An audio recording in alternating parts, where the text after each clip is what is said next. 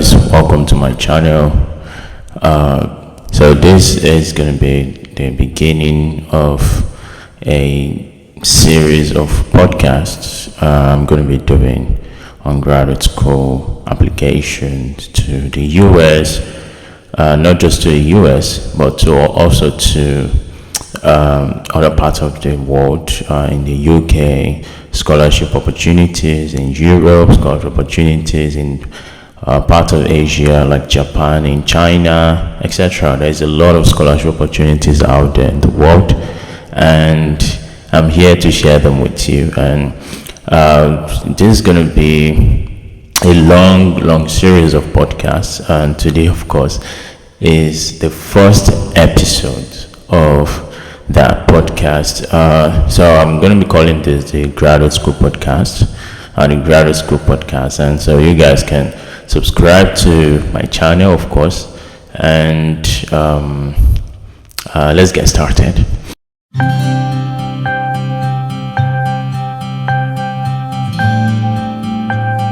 So today we're talking to you about graduate school scholarships in the US.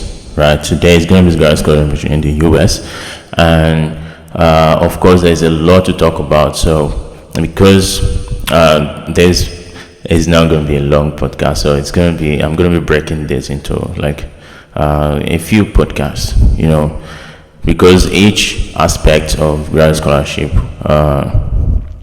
in the US demand an entire video of its own, right?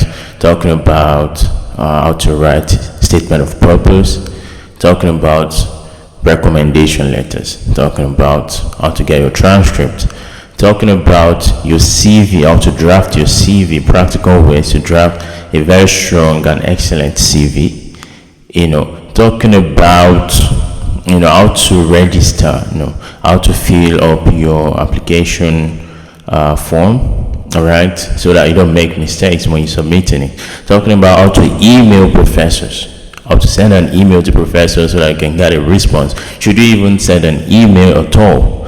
What kind of professor should you send an email to? When should you get a response? When should you be expecting for a response? And if you don't get a response, when should you send a reminder? Should you even send a reminder at all? All of these nuances. Very interesting stuff. Also talking about how to ace your graduate school interview. So when you get shortlisted, when you get shortlisted for an interview, what sort of questions should you be expecting? So all of these things just for US alone, right? So now we have like scholarships in Europe, scholarship in Japan, and all of these scholarships they're different on their own. So it's going to be a long ride, but trust me, you're going to enjoy this. I'm going to be talking about achieving scholarship in the UK, Commonwealth scholarship in the UK as well, Erasmus Mundus scholarship, a very prestigious scholarship in Europe. Another scholarship is MasterCard scholarship. There is a MEX scholarship in Japan. There is some scholarship in Finland, in Germany, that scholarship, DAAD scholarship in Germany. All of these scholarships I'm going to cover on this podcast, but of course not today.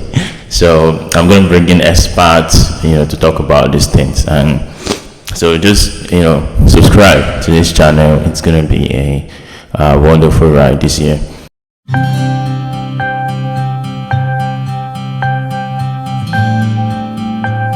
So now let me give you a little background about grad scholarships in the US.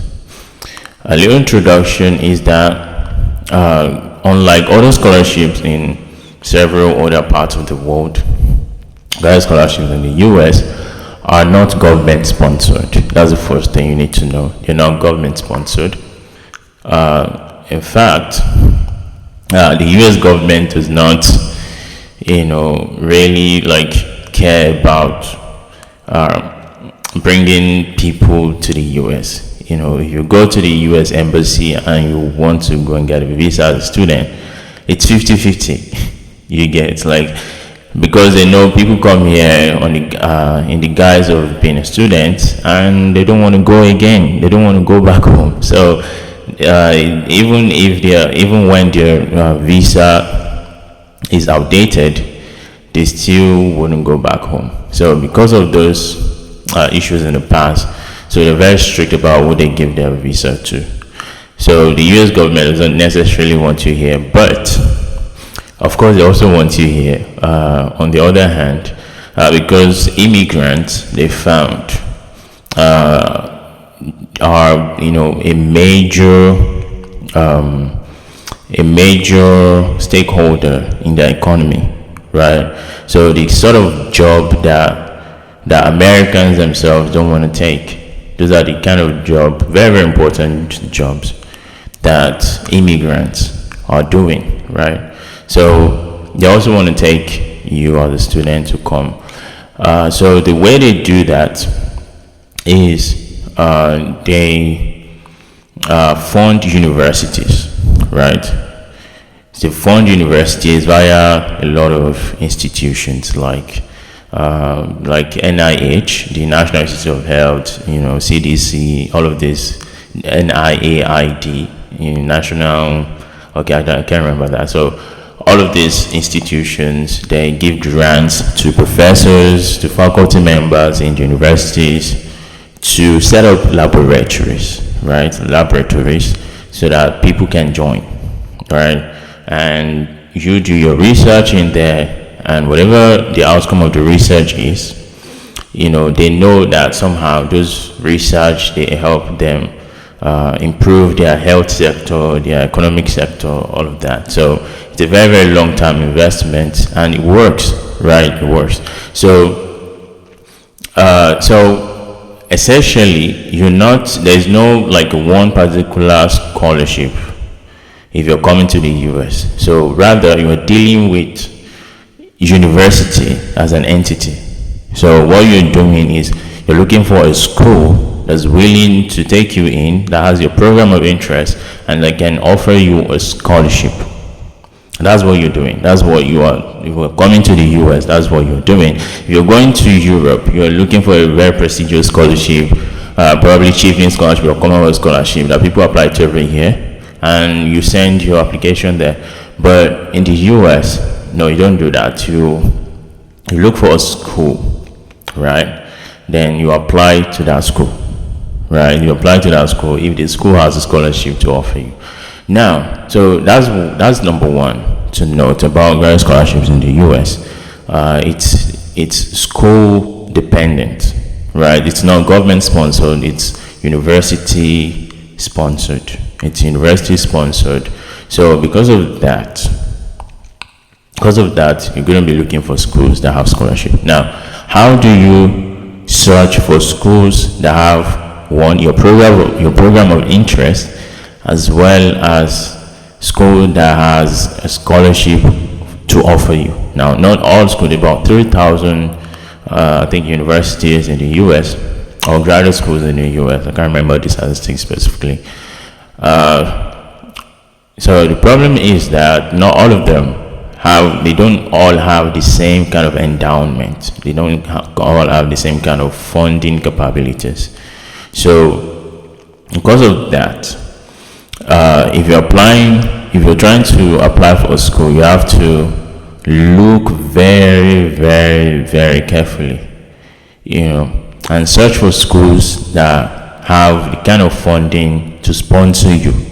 Now, if you're an international student and you're coming to graduate school, you want to come and do your master's or PhD in the US. So you want to look for a school that has funding to offer you for your PhD or your master's. Now, how do you do that? How do you search for schools that have funding? So there's this website I usually encourage people to use. Is usnews.com. usnews.com. I have a video on my channel. You can check. I think the link. Just look at the link below. I will I'll copy and paste the link over there so you can check that video out about how to search for schools in the US. So usnews.com is going to help you search for schools in the US that can offer you a scholarship, right, for your master's and PhD. Now that's number one. Number two is that another thing you need to know about grad scholarships in the US is that you do not need a master's degree to apply for a PhD, right? That sounds very, very strange to some people, especially people that are coming from UK or many parts of the world, actually, because the system is a very unique system to the US. Very unique system to the US, or sometimes even Canada, but mostly to the US. So the PhD system, how it works in the US is that it's a combined master's and PhD program, right? So rather, instead of spending 4 years doing a PhD, you're going to be spending 5 years. But so the reason for that is the first 2 years you're doing masters, unofficially just masters. Then the next 3 years is going to be PhD. But instead of splitting them up, so the US kind of combined them together, right? Master's, PhD together. So in some universities, even if you apply for the PhD program and you get in, after your first 2 years, if you pass your qualifying exam, you can get your master's, right? They will give you your master's certificate, master's diploma, that's what we call it, while you're continuing your PhD. And after your PhD, you also get your PhD diploma. While some schools will just give you one PhD diploma. So if you look at the profile or the bio of some professors, you will find that they didn't do master. It's just from BS in University of Leeds something to PhD at University of, or maybe Harvard University. There's no masters. Like that's usually the bio of most professors here. So the reason for that is the unique PhD system in the US, right? That does not really necessarily need a master's to do a PhD. Now, if you have a master's, of course you can apply. So what I'm saying is that the minimum requirement is your bachelor's degree. Once you have a bachelor's degree, you can apply for a PhD program in the US.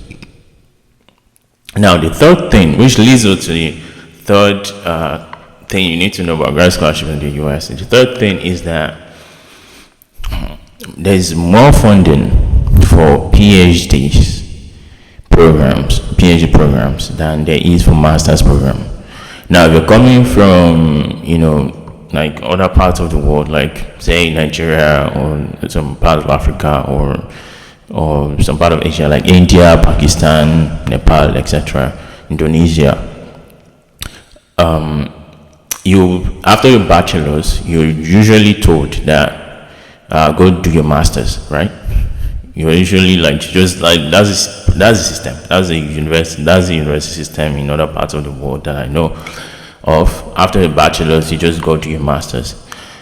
But I just mentioned earlier that I don't need a master's to do a PhD. Now, the implication of that is that funding is available for PhDs more than masters in the US. Now, the reason for this is not far-fetched. The reason for this is because as a PhD student, you're spending about 5 years, right? You're spending about 5 years doing one research, just trying to explore one particular aspect of research of your field, trying to move your field forward. So because as an international student, you're not allowed to work outside of the university, right? So whatever job you're taking in the university cannot sustain you for 5 years. So because most of their students are usually they're usually they're usually international students on student visa. So because of that, they they usually give funding to PhD students so that they can survive. Like they pay you a stipend every month to offset your living expenses while you're doing your PhD. Because if you're going to be spending 5 years here and they want you to focus on your research and get something out of it, they don't want you to get distracted by trying to pay your tuition fee and trying to, look for money to feed yourself every month and all that. So most universities, they're going to be taking you on as a PhD student, they have a package that involves your tuition waiver. A tuition waiver, that means you're not going to be paying tuition, as well as living expenses, a stipend every month to offset your living expenses. That's very, very beautiful about coming to the US. And the stipends are usually quite generous. They're not huge. If you're looking at dollars, at least you're going to be, some universities pay around 1,700. While some universities, they pay around $3,000 per month. So between 1,500 to $3,000, depending on university and depending on the location of the university, because they also look at the standard of living of every state, right? Of the state that the university is in, or the location, or the city that the university is in. So they look at the standard of living to come up with a figure to pay you every month. So that's why the figures they're not constant. They're not the same for every university, right? Because of standard of living. So they're going to be paying you. Now, the payment, your stipend is not free, right? I mean, they're not paying you because you're just here to do a PhD. No. They're also paying you, they're actually paying you as an employee of the university. They're paying you as an employee of the university. Now, how do I mean by that? If you're coming to the US to do a PhD, they are also taking you on. If the university gives you an admission, they'll give you an admission letter, of course, but they'll also give you your funding letter. I think that's what we call it, your funding letter. So under your funding letter, you'll find that you've been employed as either a graduate teaching assistant or a graduate research assistant. Now, what does that mean? Graduate teaching assistant is while you're doing your PhD, you will also be assisting professors that are teaching undergraduates, right? So it's not necessarily to teach, it's just maybe to assist them in grading assignments, grading exams, proctoring exams, etc. So all of those things to kind of help them with assist them with their teaching and stuff. So that's what you're being paid for, essentially. You're being paid as a teaching assistant. But some universities, or even not everybody that's doing a PhD is a graduate teaching assistant. Some are graduate research assistants. Graduate research assistants, they are enjoying, right? They enjoy so much because you're being paid just for doing research. Now the difference is that your money is the same money, like the same amount they pay in the same university, the same amount they pay graduate teaching assistants, the same amount they pay graduate research assistants. The difference is that the money is coming from the grant of your professor or your supervisor, or we call them advisors here, or PI, principal investigator. So your PI is paying you from their grant, while as a teaching assistant you're being paid from the department or by the department, but the same amount, just the same amount, nothing is different. So some universities like mine, UT Dallas, the rest of Texas at Dallas, you're coming in first as a graduate teaching assistant every fourth year to second year is required to TA. We call it TA, teaching assistantship. Every first year, second year is required to TA. So, but after that, you can talk to your supervisor or your advisor. You can sit down with your advisor or your PI and figure it out. Okay, so do I need to continue to TA? Do you have money from your grant to sponsor me as an RA, so that I don't waste time doing TA, so that I can just focus on research while I'm getting paid, right? So that's between you and your professor. So there are some people like they TA till the end of their research, right? For 5 years, they just TA for 5 years because their professors have a lot of students and they can't support everybody from their grant. While some professors, they just have a few students and you just so TA for like 2 years, and the next 3 years they put them on RA, right? While some professors from the beginning, some students rather, from the beginning of their research to the end of it for 5 years, they're just on RA. I have a friend in is it Philadelphia or no, not Pennsylvania. I can't remember. No, Cincinnati, that's the word. So I have a friend in Cincinnati.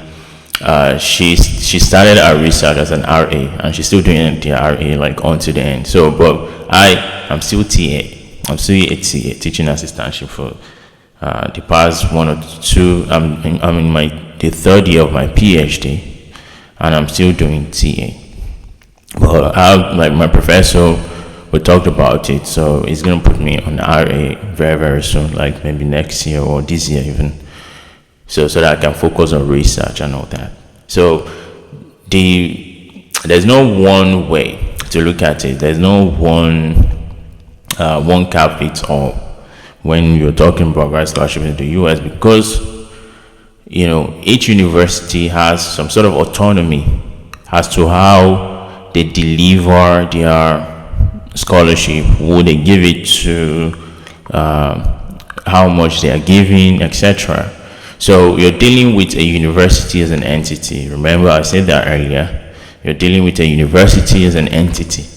So you're looking for a school. If you're coming to the US, you're looking for a school that has your program of interest, but that also has a scholarship, full funding, a fully funded scholarship to give you. Some schools can give you partial scholarship, because they don't have all the money. So they just tell you, okay, we're going to pay 50% of your tuition, you pay the rest and you can come over. Or you're going to pay 70%, some can pay 80%, some can pay 90% or even 99% and ask you to pay like $3,000. So make sure, depending on your financial capabilities, if you don't have any money at all, just like me, when I was applying to graduate school in the US, I had nothing, right? Because if they asked me to pay 1%, I couldn't afford it. So I knew right from the get-go that all I wanted was a fully funded scholarship that doesn't have any deficit, so that I don't have to, right? I don't have to start looking for money to pay some things. The only thing, if you're coming to the US, and that's another very, very interesting thing, is that because US scholarships are not government sponsored scholarship, you have to find your way down to the US all by yourself. All right, your visa, your flight, everything, it's on you. The only thing the university is going to do is give you your I-20. Your I-20 is a statement, like a statement that records your financial, what the university is offering you, your school fee, and how much the university is going to be covering. So if it's a fully funded scholarship, it's going to be on your I-20. So the I-20 is what you will take to the visa office during your interview, So if you don't have, if you're coming to the US, right, you have to find your way down there all by yourself. The university is not going to sponsor you down to the US. That's just the difference. Whereas if you are going to UK, for example, or you're going to Japan, all of these very prestigious scholarship, Erasmus Mundus, Commonwealth, Children's Scholarship, MEC Scholarship, because they're government sponsored scholarship, so the government is going to see to it that you get your visa. Once they hand you the admission, they're going to see to it that you get your visa, and they are going to even sponsor your flight, your airfare down to their country. But in the US, because it's just the university, so the university wants to make sure that as some sort of commitment, they don't just pay your flight and then you don't show up. It doesn't make sense, right? So the only thing they owe you is your tuition fee waiver. You're not gonna be as long as you're in the US, you're not gonna be paying for anything. No, you're not gonna be paying for tuition. You're not gonna be paying for. You're not going to be working to do. You're not going to be working outside the university to sponsor yourself. Just your TA or RA, and basically just research and the university. So they're going to be paying you stipend every month to offset that, but you have to pay up for your own flight. So that's like one of the issues, especially people from developing countries like Nigeria. So after they've spent a lot of money trying to get a visa, then they find like they get stranded, trying to put the ticket fees together so that they can travel. So then sometimes they have to set up a GoFundMe, asking people for help so that they can travel, because of course, people find it very difficult to sponsor their flights, especially the fact that flight ticket down from Nigeria is very expensive. Down from Africa is very expensive. Like I think about 16 hours travel. No, is it 16 hours travel? I think I can't remember. I think about 24 hours, depending on the flight you're taking. The journey is very, very far. So the ticket price is really high. It's on the high side. So students who got admission to the US, they find to get to put the ticket money together. So sometimes they have to crowdsource the money so they can come to the US. So I think that's one of the challenges of coming to the US. But as long as you're able to get on the flight and you're coming down to the US, the rest is taken care of, and it's very beautiful experience in the US.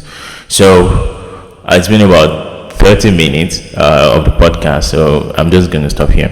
Then on the next podcast, episode 2, we're going to be talking about, what are the requirements of admission to the US, right? The statement of purpose, the recommendation letters, the CV, all of these things. How can you write them? So we're going to be talking about all of those things on the next podcast. But remember, to summarize, if you're coming to the US, if you want, there's a lot of scholarship opportunities in the US, a lot of them, great scholarship opportunities in the US, compared to many other countries. US has, because it's not government sponsored, so there's about 3,000 universities, and about maybe 2,000, 2,500 of them, they have some sort of scholarship package for international students. So if you're coming to the US, there's a chance that you're going to get funding somehow. You're going to get admission somehow to come and study in the US. So if you're coming to the US, you're looking for a school to apply to. If you apply to that school, right, and you are able to meet the requirement, application fee is also part of it. If you're able to meet the requirement, then they will pay. Okay, so if you're able to meet the requirement and you're able to get in, right? So if you're able to get in, then they will pay your tuition, right? If you go into a PhD program, they pay your tuition for the entire 5 years you spend in here, and they also pay you a stipend every month to offset your living expenses. Very, very, Very, very nice stuff. So, and because there's a lot of funding available for PhD programs compared to master's program, I usually advise people, if you want full funding, right, apply for the PhD program. But if you know that your career path is not involved in a PhD, you just want to get a job, you just want to get your master's and get a job, then of course there are fully funded scholarship available for master's programs. They're just not much, so you have to do a lot of extra work, which we're going to be talking about on the next series of podcasts we're going to be doing on this channel. So there's scholarship available for masters, it's just not much. So if you know that I just want to do my masters and go away, then you have to do some extra work, but it is possible to do. It is possible to do to get funding for masters as well in the US. Besides, I think I covered some of the most important cogent points, talking about graduate scholarships in the US. So on the next episode of this podcast, we're going to be talking about the requirement, how to apply, to graduate schools in the US. And I'm going to shed more light on how to search for schools and what to look out for if you're applying to schools, right? All of these things we're going to cover on the next episode of this podcast. Thank you guys for joining me today. This is a graduate school podcast, and I am Munir Yakub. You can follow me on Twitter at lmunir5. The link is going to be down in the description below. And I wrote a book, right? I wrote a book very, very recently. I just published a book very recently. It's on Amazon. It's titled Greener Pasture: How to secure a fully funded scholarship to pursue your master's and PhD in the US. It's a mouthful. Sorry, I can't remember very clearly. But it's titled Greener Pasture: How to secure a fully funded scholarship to pursue your master's and PhD in the US. You can find it on Amazon. In Nigeria, you can get it on Okada Books, and it's also going to be available on Roving Heights. So on Okada Book, it's ebook, but if you want a physical copy of it, you can get it on Roving Heights for those that are in Nigeria. And I'm still trying to look for ways to make it available in physical copies in other parts of the world. So if you're from Ghana, if you're from India, and you know how I can make the book available for you, please let me know in the comments below. I can send you my email and we can take it off from there. If you know a printed press over there, because the global book, it's for international students. I wrote specifically for international students. It contains everything you need to know about graduate schools, graduate scholarship opportunities in the US, and how to apply for them. How to write SOP, how to write recommendation letters, how to draft a CV, how to search for schools, how to ace your graduate school scholarship, graduate school interview, how to get visa as well. And if you're coming to the US, what to look out for, how to survive graduate schools in the US. All of these things are in my book.